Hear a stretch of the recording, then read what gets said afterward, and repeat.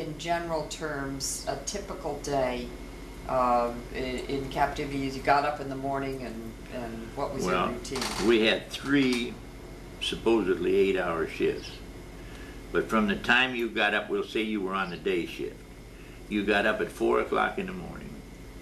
You went to the mess hall and ate. And then they had Tinko, you lined up and they counted you off. And this consumed about an hour, hour and a half. Then they marched you to the mine, and that would take probably another 45 minutes, an hour. Then you went in and you bowed to Buddha. They had a Buddha room, and they took us in there and we bowed to Buddha. And we got our mining clothes. You know, you took your clothes off you had on, whatever few things you had on, and you put a G-string on, and you put your cap on. And then they took us in these little cars and took us down this slope down into the mine.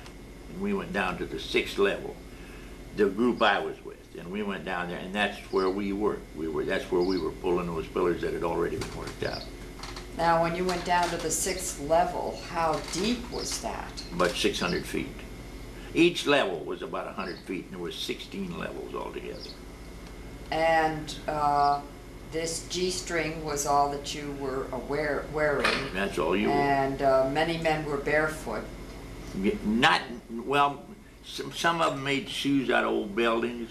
Some of them had pretty good shoes when they got there. They didn't last forever, but and then the Japanese give us some little split-toed shoes, and they were about as useless as anything you could get. Or a mine. Yeah.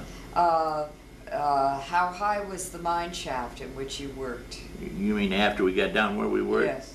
Well, it depended on where you were working. It depended on how high the coal was. In some places you had coal, 30 feet high, and you terraced that when you worked it.